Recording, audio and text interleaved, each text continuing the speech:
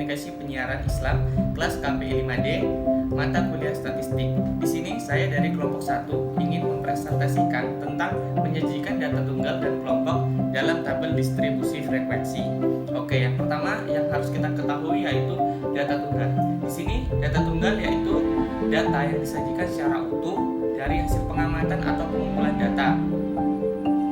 Dan yang kedua yaitu data kelompok. Data kelompok yaitu data yang sudah diolah dan disajikan dalam bentuk interval-interval kelas tertentu. Nah, tabel distribusi frekuensi data tunggal merupakan salah satu jenis tabel statistik yang di dalamnya memuat frekuensi dari data angka yang ada itu tidak dikelompok-kelompokkan. Ada 3 tahap yang perlu kita lakukan pada data, yaitu antara lain penyusunan, penyederhanaan, dan pengelompokan. Sedangkan tabel distribusi frekuensi data kelompok yaitu jenis tabel statistik yang memuat pancaran atau distribusi frekuensi dari data angka yang dikelompokkan dan dalam setiap unit terdapat sekelompok angka. Contohnya ada di soal berikut ini. Jadi ini contoh soal untuk membuat tabel distribusi frekuensi data tunggal dan tabel distribusi frekuensi data kelompok. Ini nilainya masih acak, maka kita harus mengurutkannya dari nilai yang terkecil hingga yang terbesar. Setelah kita menyusun atau mengurutkannya dari nilai yang terkecil hingga yang terbesar, maka kita dapat langsung menghitung nilai dan frekuensinya dan memasukkannya ke dalam tabel. Ini nilai yang terkecil yaitu 60 dan nilai yang terbesar yaitu 90. Nah, setelah kita hitung nilai dan frekuensinya, kita langsung bisa memasukkannya ke dalam tabel. Dan inilah yang dinamakan tabel distribusi frekuensi data tunggal. Selanjutnya kita akan membuat tabel distribusi frekuensi data kelompok dari nilai yang tadi sudah diurutkan, yaitu nilai yang terkecil yaitu 60 dan nilai yang terbesar yaitu 90. Langkah awal yang kita lakukan yaitu mencari banyak kelas. Mencari banyak kelas ini menggunakan rumus K sama dengan 1 ditambah 3,3 log N. N ini adalah jumlah dari nilai angkanya. K sama dengan 1 ditambah 3,3 log 42. K sama dengan 1 ditambah 3,3 dikali 1,62. Maka 1 ditambah 5,346 sama dengan 6,346. Setelah itu kita akan menentukan jangkauan atau rank, yang rumusnya yaitu J sama dengan nilai tertinggi dikurangi nilai terendah. Nilai tertingginya yaitu tadi 90 dan nilai terendahnya yaitu 60. Maka hasilnya yaitu 30. Oke, langkah selanjutnya kita akan menentukan panjang kelas yang rumusnya I sama dengan J per K. Maka 30 per 6,346 sama dengan 4,72. 4,72 ini kita bulatkan menjadi 5. Oke, jadi cara menghitung panjang kelas yaitu mulai dari nilai yang terkecil. Jadi tadi nilai yang terkecil yaitu 60, maka menghitungnya 60, 61, 62, 63, 64 sampai panjangnya kelas itu 5 ya. Jadi 60 sampai 64. Jadi begitu. Jadi panjang kelas atau interval itu 60 sampai 64 dan terusnya itu 3, berarti dari interval 60 sampai 64 itu ada 3 frekuensi. Jadi begitu. Nah, itu tadi cara menyajikan data tunggal dan kelompok dalam tabel distribusi frekuensi. Oke, baiklah. Saya Irfan Zulfahmi. Cukup sampai di sini, akan dilanjutkan dengan teman sekelompok saya selanjutnya. Terima kasih. Wassalamualaikum warahmatullahi wabarakatuh. Assalamualaikum warahmatullahi wabarakatuh. Perkenalkan, nama saya Windy Saputra. Saya di sini ingin melanjutkan dari presentasi dari teman saya, yaitu diagram batang. Diagram batang adalah cara penyajian data dengan menggambarkan dalam bentuk batang ataupun kartefel kartesius. Yang mana di sini simbol X menyatakan nilai, sedangkan simbol Y menyatakan frekuensi. Sebelum kita masuk ke diagram batang, agar lebih mudah kita mengetahui, kita buat dulu diagram data tabel. Kita sebelum itu kita buat tabel dulu. Contohnya seperti ini tabel. Ini contohnya. Yang mana di sini ada dua kolom, mana yang satunya tahun, yang satunya mahasiswa. Yang mana tahun ini 2016, 2017, 2018, 2019, 2020. Yang mana 2016 ini 150 mahasiswa, yang 2017 ini 172, 2018 223, 2019 246, 2020 278. Ketika kita sudah melakukan membuat tabel, tabel di sini kita akan menjadikan sebuah diagram batang, yang mana tabel tadi akan menjadi seperti ini ketika sudah dirubah menjadi diagram batang. Yang ini yang disebut batang. 1, 2, 3, 4, 5 ini disebut batang. Yang ini disebut Cartesius. Yang tegak ini namanya vertikal. Yang ini namanya vertikal.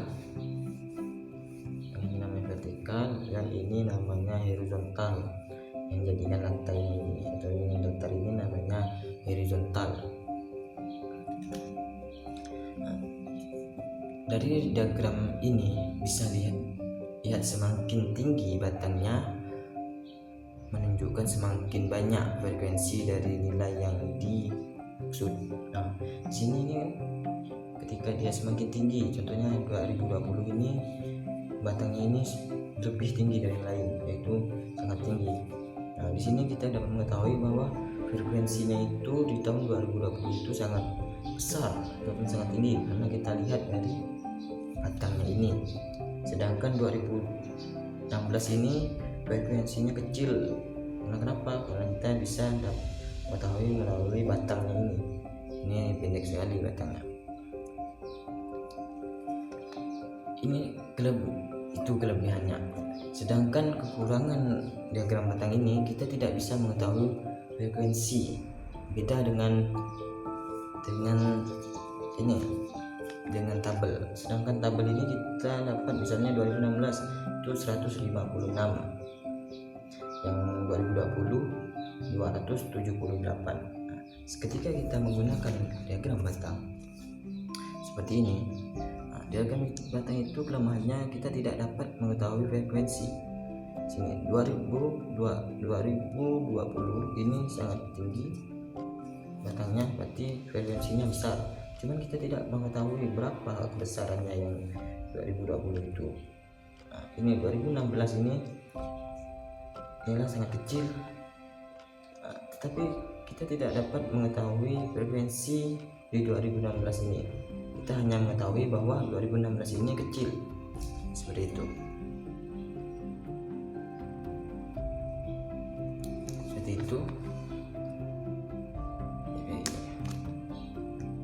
Mudah sekali ya. Kalau diagram batang itu simpelnya kita bisa melihat dari batangnya ini. Apabila batangnya tinggi berarti frekuensinya besar, apabila batangnya kecil rendah itu berarti frekuensinya rendah. Sekian, terima kasih. Kurang dan lebihnya saya mohon maaf. Saya akan dilanjutkan dengan materi kedua, ketiga. Sekian, terima kasih. Assalamualaikum warahmatullahi wabarakatuh. Bismillahirrahmanirrahim. Assalamualaikum warahmatullahi wabarakatuh. Di sini saya Dwi Andi Saputra ingin menjelaskan materi soal diagram garis ya. Oke, kita baca dulu pengertiannya. Di sini diagram garis ini merupakan diagram yang digunakan terutama untuk mewakili data yang diambil secara berkala dari waktu ke waktu secara interval waktu tertentu. Nah, secara umum diagram garis ini sering digunakan untuk melihat perubahan atau pertumbuhan sesuatu secara berkelanjutan. Mirip dengan diagram batang, diagram garis ini merupakan menggunakan sumbu horizontal dan vertikal yang sering berpotongan tegak lurus satu sama lain. Nah, biasanya sumbu horizontal menunjukkan waktu pengamatan dan sumbu vertikal hasil pengamatan dilakukan. Nah, jadi di diagram garis ini dia ada di sini memakai sumbu. Nah, sumbunya itu ada horizontal sama vertikal. Nah, sumbu horizontalnya itu menunjukkan waktu pengamatan dan sumbu vertikalnya itu menunjukkan hasil pengamatan yang dilakukan. Nah, di sini bisa dilihat ada contoh soal pertama ya. Pada akhir 1995 sampai 2004, dealer mobil selalu mencatat jumlah mobil yang dijual. Nah, berikutnya ada laporannya. Nah, di sini bisa teman-teman lihat. Di sini dealer mobil ini mencatat penjualan mobilnya dari tahun 95 sampai 2004. Nah, jumlah mobil yang terjual di sini pada tahun 95 ada 15 mobil jumlah, dan pada tahun 96 ada 18 mobil, 97 ada 27 mobil, 98 ada 21 mobil, tahun 99 ada 18 mobil, di tahun 2000 ada 30 mobil, di tahun 2001 ada 32 mobil, di tahun 2002 ada 20 mobil, di tahun 2003 ada 17 mobil, dan di tahun 2004 ada 15 mobil yang terjual. Nah, di sini teman-teman bisa lihat yang maksud dengan diagram batang tuh diagram batang ini maksud dengan diagram garis itu seperti ini. Pada tahun 1995 teman-teman lihat jumlah mobil yang terjual itu ada 15. Nah, itu adalah awal mulanya garisnya itu naik kan. Nah, terus pada tahun 96 jumlah mobil yang terjual itu ada 18 mobil. Berarti pada tahun 95 hingga ke 96 itu ada peningkatan penjualan mobil kan sebanyak 3 mobil. Nah, berarti diagramnya naik. Nah, begitu juga kepada seterusnya 97 yang terjual ada 27 mobil. Nah, dia naik. Dia ngikutin seberapa jumlahnya. Nah, kita bisa lihat sendiri di situ itu yang dimaksudkan dengan diagram garis. Seperti ini teman-teman. Oke, mungkin cukup sekian penjelasan diagram garis dari saya. Lebih dan kurangnya mohon maaf, nanti akan dilanjutkan oleh teman saya. Sekian dari saya. Wassalamualaikum warahmatullahi wabarakatuh. Perkenalkan, nama saya Nur Hasanah. Saya dari kelompok 1 akan menjelaskan mengenai diagram batang daun. Diagram batang daun adalah data yang terkumpul kemudian diurutkan dari data yang terkecil sampai dengan data yang terbesar. Nah, diagram batang daun ini terdiri dari 2 bagian, yaitu bagian batang dan bagian daun. Bagian batang memuat angka puluhan, sedangkan bagian daun memuat angka satuan. Oke, selanjutnya saya akan menjelaskan mengenai cara pembuatan diagram batang daun. Nah, di sini sudah tersaji data-data, kemudian kita urutkan dari data terkecil hingga ke data terbesar. Udah dapat, kemudian kita sajikan dalam bentuk diagram batang daun.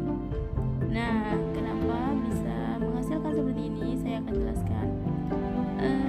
Di sini kita lihat bahwa angka 9 merupakan angka terkecil. Nah, di depan angka 9 karena tidak ada puluhan, jadi kita beri di sini angka 0. Selanjutnya angka puluhan terbesar yaitu angka 1. Kita turunkan lagi. Setelah itu kita lihat angka terbesar puluhan setelah 1 yaitu 2. Kita turunkan lagi. Nah, kemudian tidak ada lagi angka terbesar setelah 20, setelah 2. Nah, kita lanjut ke bagian daun. Di sini angka 0, angka di belakang 0 yaitu 9. Terus kita lihat lagi 9.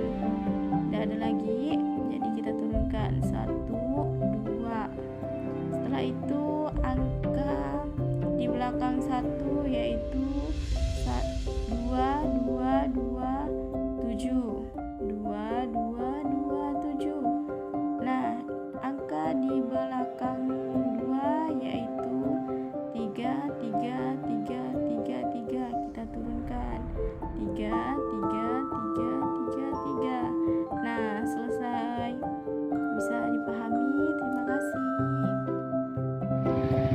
Bismillahirrahmanirrahim. Assalamualaikum warahmatullahi wabarakatuh. Saya Muhammad Faiz dari kelas KPI 5D. Salam sejahtera dan salam perdamaian untuk kita semuanya. Saya akan menjelaskan, saya kena ke kelompok 1 penjelasan dari, yaitu adalah